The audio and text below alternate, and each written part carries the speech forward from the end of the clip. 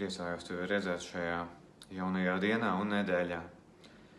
Esmu Artūrs Avotiņš no Joshua ministrijas kalpošanas, un šis ir vārds šai nedēļai.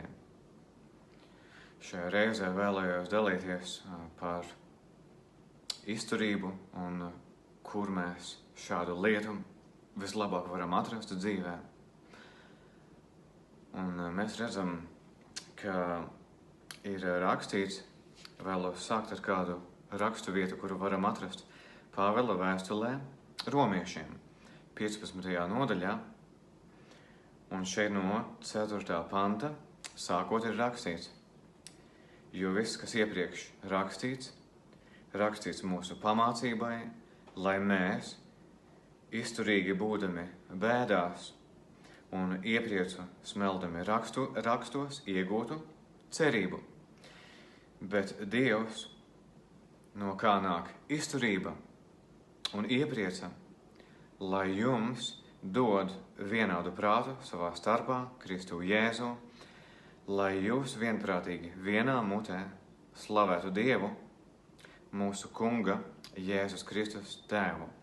Tātad ar 6. pantu varam šeit noslēgt.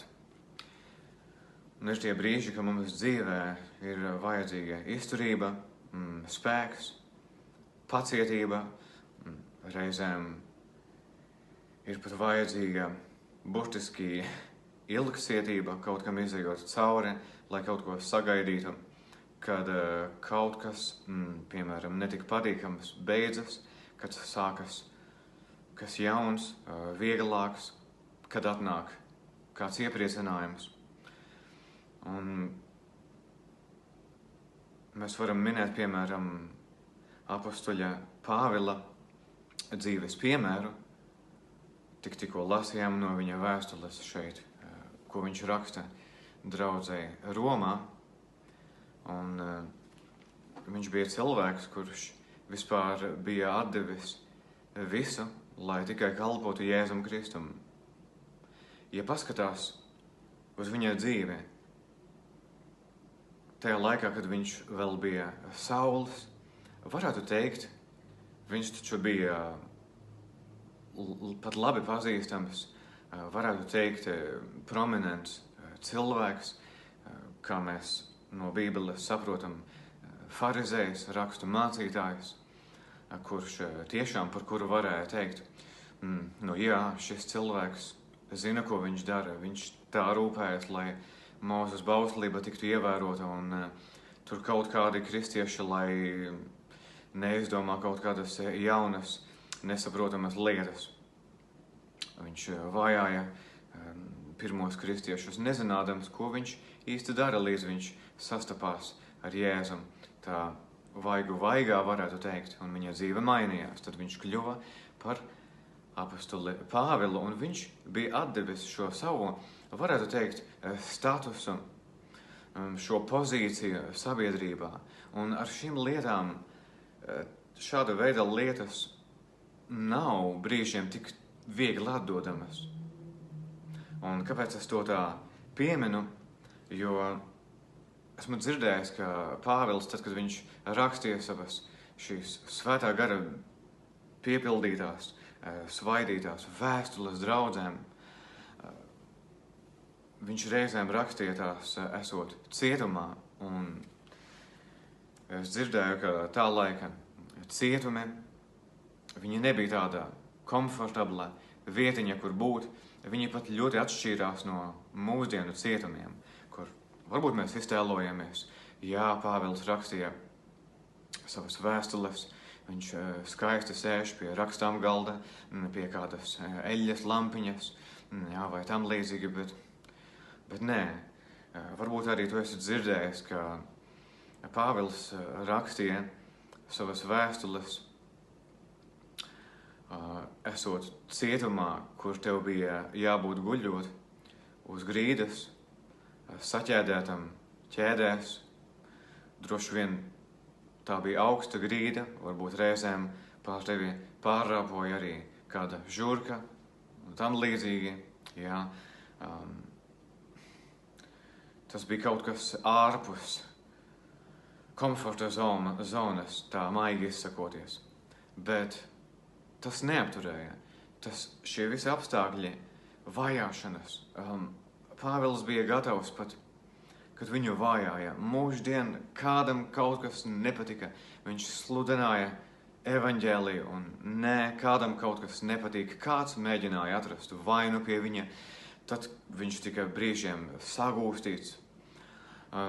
Ir tik daudz dažādu notikumu, piemēram, apustuļu darbu grāmatā. Man šeit nav laika minēt tos visus, bet mēs vienkārši varam atvērt un lasīt šo apbrīnojamo grāmatu. Un viņš bija gatavs pat, ka viņu sit, ieslūga, tura šajās ķēdēs, cietumā. Un tik un tā viņš nemetējās kopā ar savu šo darba biedru Sīlu. Viņi dziedāja naktī cietumā, un beigās notika zemestrīce, un cietuma šīs visas durvis atvērās, un tas viss tā arī notiek, kad cilvēks turpina slavēt Dievu, neskatoties uz kādām grūtībām vai pārbaudījumiem. Un mēs šeit tikko lasījām šajā romiešiem 15. nodaļā par to, ka mēs varam atrast mūsu iepriecinājumu svētajos rakstos.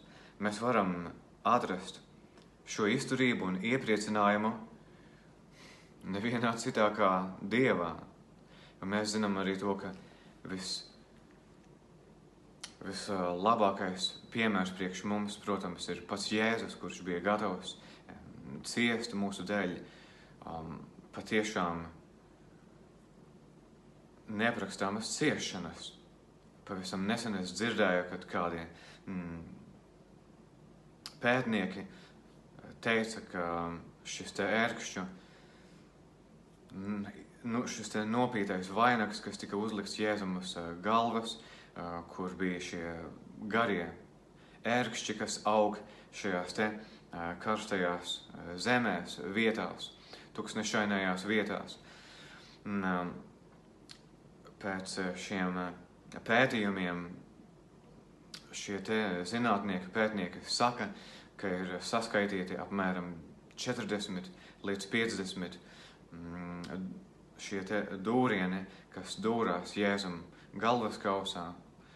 Un mēs arī, es dzirdēju tādu faktu, šie paši pētnieki teica, ka šīs te naglas, un pirmkārt jau tas pats fakts, ka tajā laikā romieši sita krustā šos notiesātos, ieslodzītos, ka šis te, varētu teikt, atbalsts vai tur nebija nekāda veida atbalsta kājām, tur nebija kāda skaista maza piedestāla, kur šie te cilvēki tur varēja kaut kādā veidā atspērties, karājoties krustā. Un tad sanāk, šis viss attiecās arī uz Jēzu. Un arī šie vēsturnieki saka, ka tās romiešu iedzītās naglas pēdas kaulā reizēm tik spēcīgi bija caurdūrušas šo te kaulu, ka kādos gadījumos tās naglas nemaz nevarēja vispār vairs izņemt laukā. Un arī šis tātad viss attiecas uz Jēzu. Viņš bija gatavs to visu izciest tevis un manis dēļ. Šis varētu teikt ir izturības paraugs mums. Un tas viss arī bija iespējams, jo pār Jēzu bija svētā gara spēks un svaidījums tātad. Viņš to spēja tēva spēkā. Un arī mēs spējam pilnīgi visu viņa spēkā, kas mūs dara stiprus. Tāpēc mēs varam pārdomāt šīs spēcīgās rakstu vietas, kas runā, kas mums atgādina šīs būtiskās lietas, kā arī mums, ja gadās kādas nekomfortablas lietas, mēs esam tiešām reāli ārpus komforta zonas, kaut kur izmesti, dzīvē notiek kāds pārbaudījums, visāda veida lietas šajā dzīvē var atgadīties, un tomēr mēs redzam atkal un atkal to, ka Dieva spēkā mēs patiesi arī spējam visu. Pāvils raksta šos labi zināmos vārdus vēstulē Filipiešiem 4:13. Es visu spēju tā spēkā, kas mani dara stipru. No kādiem citiem tulkojumiem ir teikts, es visu spēju caur Kristu, kurš mani spēcina, jeb stiprina. Tātad šis arī ir vārds, ko mēs varam satvert, pieņemt savā sirdī un paturēt to tur, lai mēs sakņojamies, augam aizvien Dievā un viņa varenajā spēkā. Tāpēc,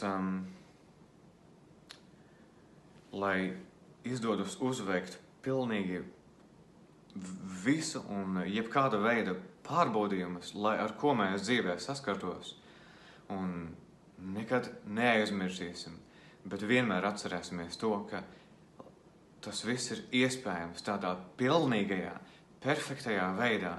Mēs esam stipri, mūsu raksturs veidojas spēcīgs Jēzu Kristu. Jā, tieši viņā tas ir iespējams tajā pilnībā. Cilvēks mūsdienās var sasmelties dažādas mācības, labas lietas no psiholoģijas vai tam līdzīgām mācībām, ko ir teikuši kādi gudri cilvēki, izglītoti pētnieki. Šīs lietas var palīdzēt kaut kādā līmenī, bet šis līmeņa pilnība ir sasniedzama tikai balstoties uz Dieva vārdu, jo tikai Dieva vārds ir tas perfektais, pilnīgais iestatījums, jo tas nāk no Dieva. Tāpēc vislielākās svētības tālākajā dienā un nedēļā vēlot, šis arī bija tas pats galvenais, kas bija manā sirdī priekš šīs reizes. Tāpēc patiešām Dieva spēku, izturību un iepriecu vēlot svētajā garā Jēzus vārdā, tad šīs reizes vārdu noslēgšu. Tiksimies jau nākamajā nedēļā. Pagaidām tā.